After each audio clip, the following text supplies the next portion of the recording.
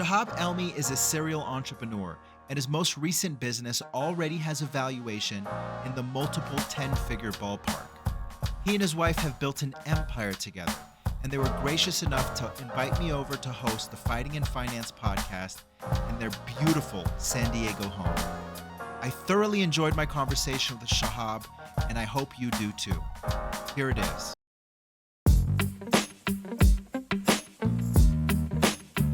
What a shitty environment we live in, where the guy who's committed and disciplined is like, he can't make a bunch of money, but the guy, loudmouth guy, just talks a bunch of shit all the time. I know. You know. But that kind of goes to branding. I mean, what are you doing specifically for your company in terms of branding?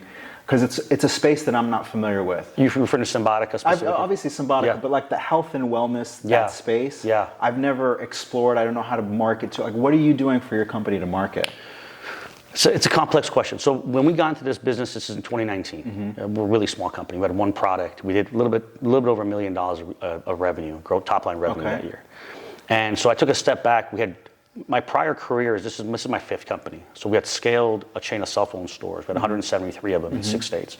We sold that to a private equity firm in end of 2018. And so I told my wife I was going to retire. That this was it, because I promised this was the last go. And then this opportunity came about, and I said, let me give it 1 year and go all in for 1 year. Whatever happens, happens. I told my wife that after this 1 year, either we make it or we don't, but I'm okay with it if we don't, I promise you. So I took that year to really dig into that vertical and see where the gaps were for most supplement companies or nutrition companies. Okay. Many of them have shitty product, so just put those aside. Okay. You have shitty product in a health business, especially in the health world, you can't be successful.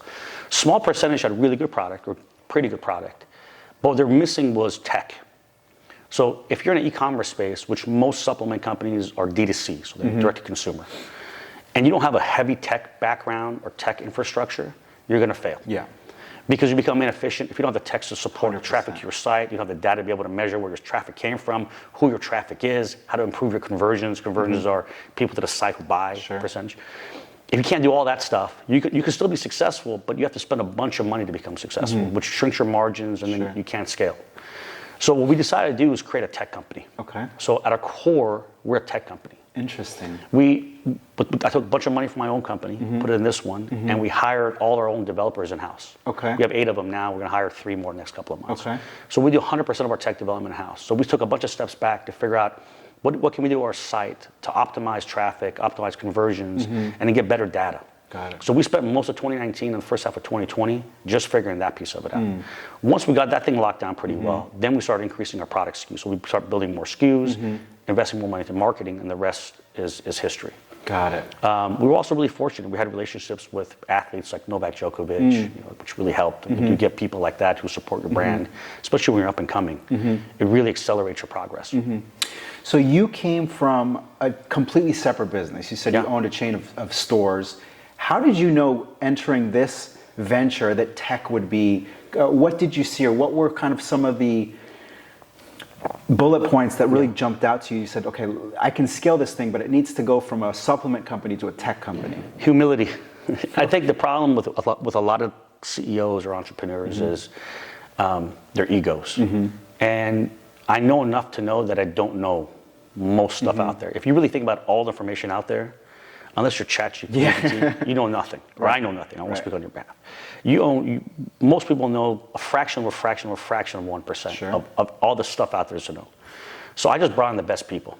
So our chief marketing officer, his name is Sal Aziz. He's CMO for all my companies. Sal very well. You know Sal, right? Yeah. So Sal was CMO for all my companies, including our Dash Radio music business. And I brought in Adam, who's our chief strategy officer for all my companies. Okay. He's brilliant. I brought in our CTO, that's brilliant. Okay. And then we took a year and we spent a bunch of money for them to figure out the gaps in the business. I see. And so my advice to most entrepreneurs is bring the best people in and let them do their job and get out their way. Got it. That's the most valuable piece of advice I can share with people. If you look at these kind of narcissistic type of egomaniac leaders, they want to do everything themselves. And unless you're Elon Musk, perhaps, I'm not his IQ level, you're probably going to fail in that construct.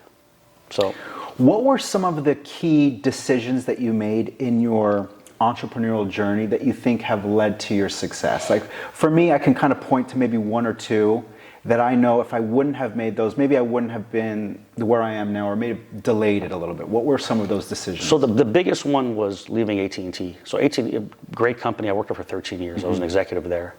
My wife was an executive there at the same time. She ran the marketing side of AT&T. I was on the sales distribution side. We left within, I don't know, 3 months of each other. And this is after more than a decade being there. And we did it because our first, we talked about our kids earlier, you and I. Our first child was, Yasmin, was 7, 8 months old. Other one was on the way. She was already in the oven. And we weren't spending nearly enough time with Yasmin because both of us left the house at 7 o'clock in the morning, came back at 5 or 6, and then put the kids to bed, back on our laptops, as most corporate American people do. And we quickly realized entrepreneurial avenue is the path you want to go down because you can control your time. And that's by far the most valuable commodity. You can. So coming from someone who always complains about time, working. It's everything. It's everything. We have a family saying here that we say life is about relationships and experiences. All the stuff, everyone loves stuff. I love stuff. But it's meaningless if you don't have time to spend with people you care about. If you don't have time to spend with people you care about, it's all bullshit. Excuse my language. It's all ridiculous. We love hearing that, yeah. And so we made this decision and go. So that was the most important decision of our lives, and the way the comp structure at AT&T was, and I'm sure still is, and most corporate American companies are. If you're an executive, like 60-70% of your comp are bonus based. Yeah. And all the bonuses are 3 years in arrear. So if you leave at any point, you've given up 3 years of 60 or 70% of your comp. Yeah. And then for us, it was times 2. Yeah. 2 people. Yeah. So we had just bought a home too, and then, the second was on the way. The courage it took as a family to make this decision was the most important one. The second most important decision was not giving up. So now we had started our cell phone business, and we're opening these stores, and we're losing every penny we had. And my wife doesn't know this, so she'll find out after this podcast airs. I got a second mortgage on our home just to stay afloat. Wow. And we went from the 7-figure income level combined to I couldn't figure out how to pay bills all of a sudden. And God bless my wife. 3 in the morning, and I shared. I'm going to share this story mainly because I assume there's other people in this position, and you never hear this stuff. Yeah. Like I'm on these panels, and my biggest pet peeve is these freaking panels. Yeah. And everyone's a genius. Yeah. And everyone's journey was completely linear. It was like I made 10 decisions. They're all home runs. I'm the smartest guy ever. And that's not the case. Sure. But what it does, it's kind of like the Instagram filter thing. Yeah. Where it sets up a false illusion for people, and then they go try it, and it doesn't work in that same construct, and they think that I must be an absolute failure. The reality is, anyone who's had any level of success has failed and has struggled. And I think it's important to share these things. So almost every night at 3 in the morning, I would sit there in the living room, lights off, dark, just staring at the wall, thinking, what the hell did I just do? Yeah. I'm responsible for this family. We have a little one, another one on the way, and I blew it all in like a short period of time. Like we went through our pre-investment money, our savings. I sold all our stocks in like 7-8 months. Oh my goodness. And then I got a second mortgage on the home, and that carried us another 5 or 6 months.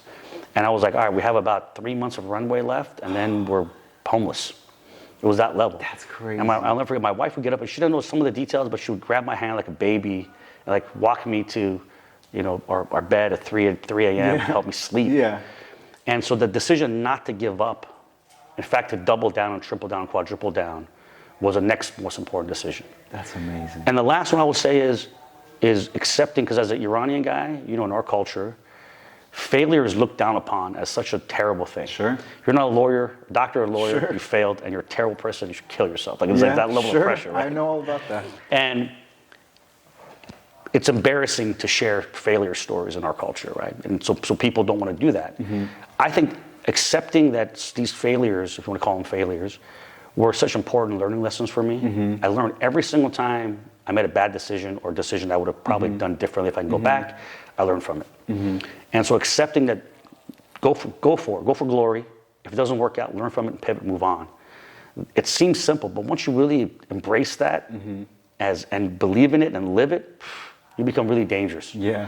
You become really dangerous. Like when you and I talk about fighting all the time, the fight game, how many knockouts happen when a guy's about to seemingly about to get knocked out, right. And he does one last grasp. Yeah. He just goes for glory because there's nothing else to lose. Sure.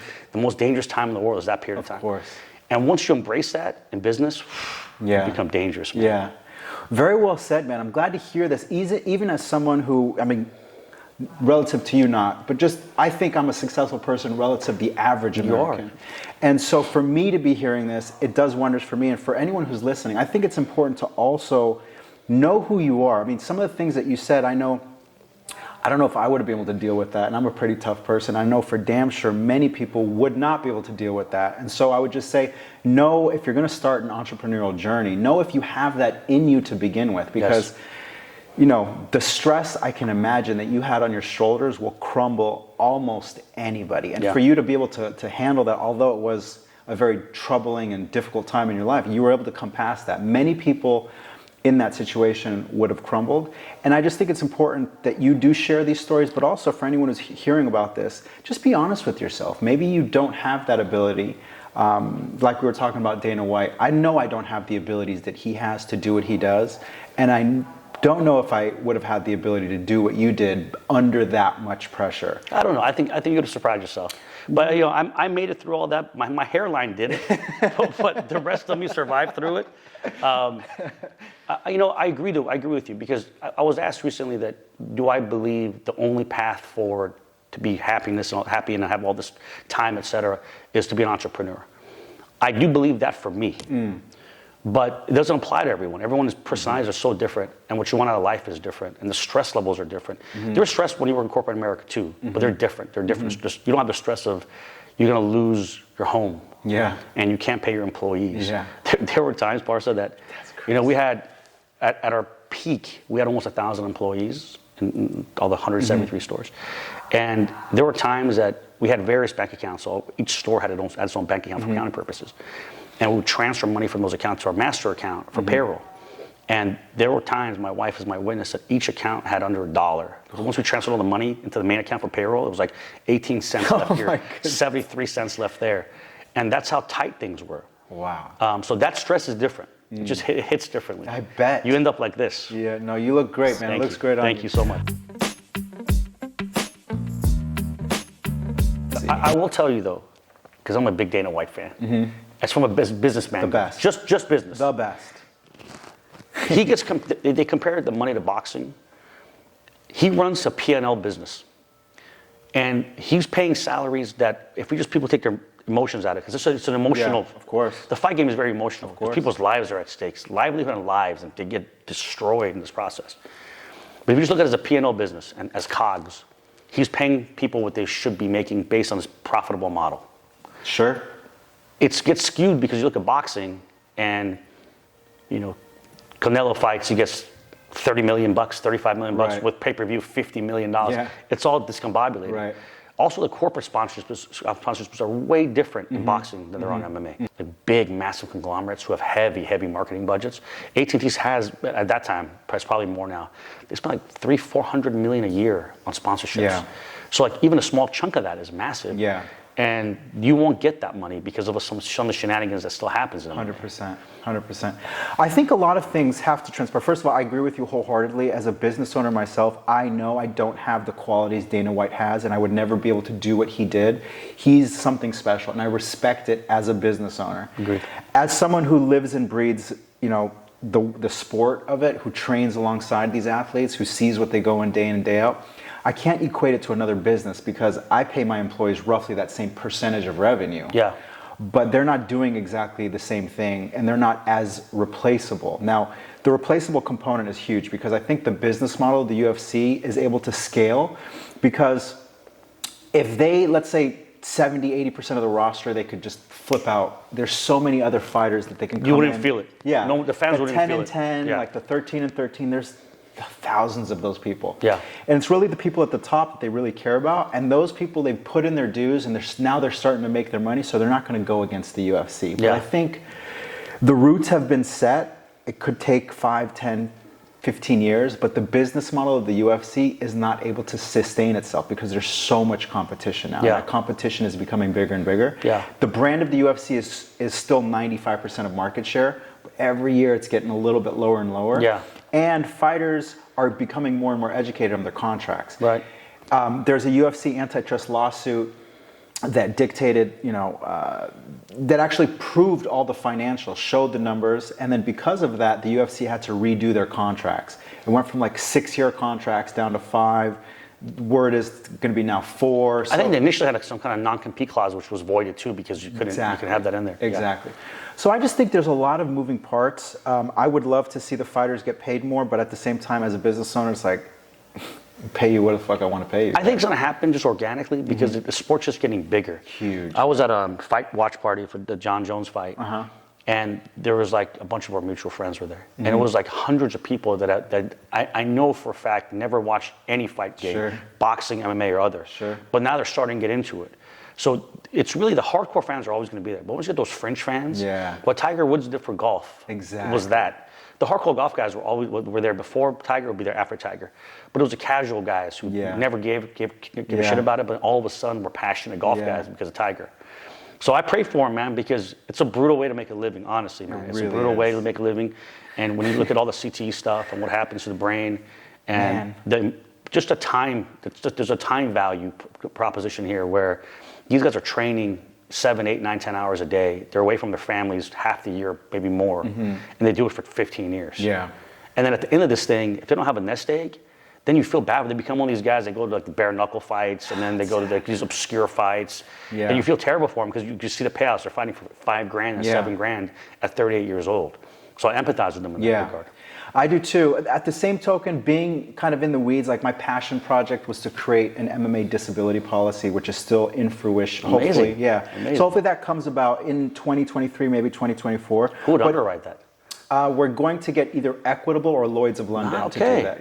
Well done, dude. So I had someone fly out to Lloyd's and pitch them on this. But anyways, going back to the business. So Cymbiotika now is a well-established brand in this space.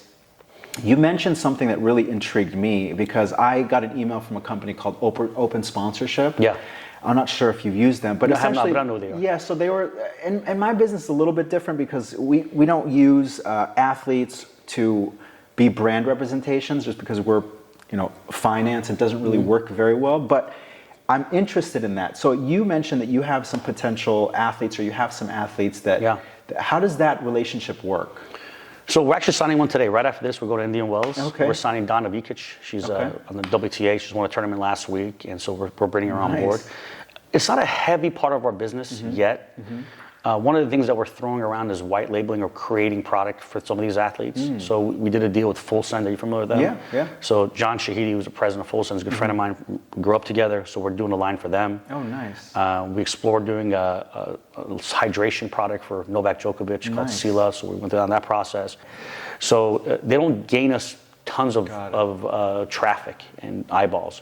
But I think it's important to have some of those in play. We had our first ad the other day on Times Square. I don't know if you saw it when I posted it. Yeah, I saw. And so we're doing some athletes, but because we're not really an athlete-driven company, we don't make a protein, we make a creatine. But most athletes want, we call them bro supplements, and that's not who we are. We make really, really sophisticated health products. Got it. Who are some of your biggest competitors? Organifi is one, if you've heard of them. Quicksilver Scientific is another one who's fairly large. Athletic Greens is the largest. Athletic Greens, they raised $250 million last year. They spent more money in the first quarter of last year on TV ads than our entire existence in totality on marketing. So it helps when you go raise $250 million. It makes your life a lot easier. But we're hanging in there with them. We're hanging in there. Well, especially what has transpired, we talked about this a little off here. Now that I hear statistics like that, they went out and raised all this money and they're spending it on, I dissect their expenditure because I'm thinking, that's a lot of money to be spending on marketing. What if you're, just like SVP, they didn't have those depositors from the tech world coming in and feeding those new deposits. And one thing goes awry, and then your books are all out of balance. They're net negative EBITDA every year. Like every year that they put out data that you can Google and search, they're net negative EBITDA. Have you been approached to be purchased by, you don't have to mention it, but have you looked at potentially purchasing some other competitors to scale through acquisition? We've looked at both. It's a little difficult because our products, and I know everyone probably says this, ours are really unique. Ours are really, really unique. The time and effort we take into building every single unit and the ingredients are sourced from very specific places all around the world. Our products are expensive for that reason. There's really no one quite like us out there. Got it. And so there's no one higher end than us, and we have to go lower end to purchase a company, and it wouldn't make sense to absorb them in. There's a higher likelihood that someone will buy us and then use as a flanker brand. Got like it. you know, Honda does with Acura, or Toyota does with Lexus, right? So you have a flanker brand that's a little bit more higher, and you let that brand run on its own, and you can kind of support them with money and infrastructure. That's a more likely outcome. Got it.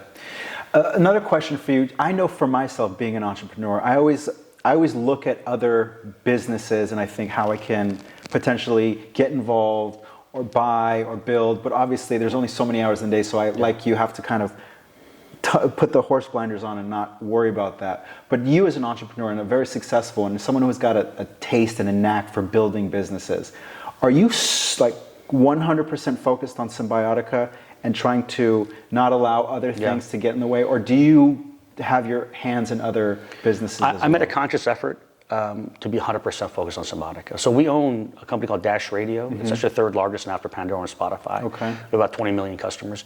But I'm completely passive there now. I see. I'm on the board, but that's about it.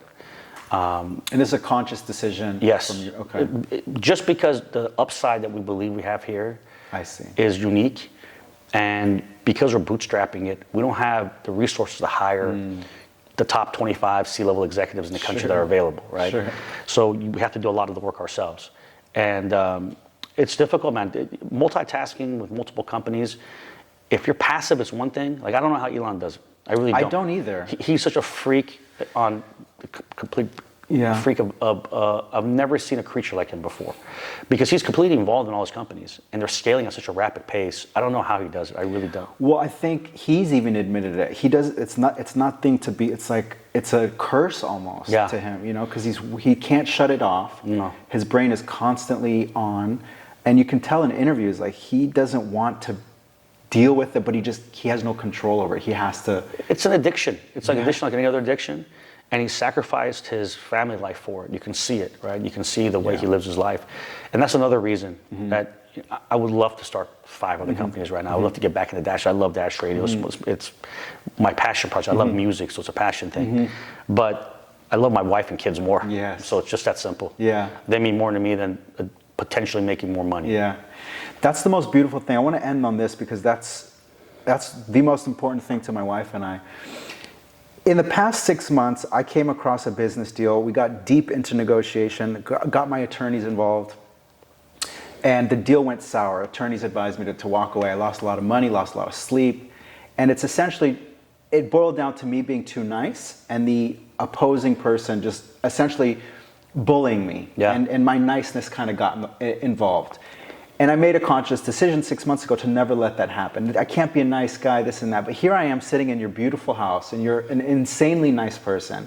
Do you think that you have that same niceness in the business world? And if so, how do I do that? Because I try to be nice, but I also don't want to get taken advantage of in business either. I'm nice till I'm not. If I'm being honest with you, in the business, my business space, I have an alter ego. Okay. And he's not a nice guy. Got it. Now, I love my team, and I'll take a bullet for them, not including them. But it comes to our competitors and rivals. You know, that's what I lack, and that's what I need to work on. But it's interesting because you're a fighter, and I think you're not nice when you're kicking someone in the head. I've seen you train. Yeah. And so it would seem such a natural thing to just translate into the business world. It's the same philosophy. I think I had blind spots. I don't want to be cynical, but I always assume people want to screw me. Yeah. Until they've completely proven otherwise. Yeah. And unfortunately, that's how it is. We're in an environment where most people would rather steal your money than go make their own. 100%. It's a different thing. And I had to grow up tough, man. Yeah. I grew up tough, and I'm a fighter too. And we want to seek and destroy everyone, because the basis for our company is helping people. We've helped 400,000 people live longer, healthier, happier lives. But we have competitors of ours who make absolutely shit product, who are out there to harm people, and for those people, I have no patience. Got it. I love it. I love it. Thank you so much, my man. It's been an honor. Thank you so much for your time. And Thank you. House. Thank you. Thanks for coming. It was Cheers. awesome. Sorry, my mother-in-law, I could hear her talking in the middle of the thing. I was like, Mom, come on.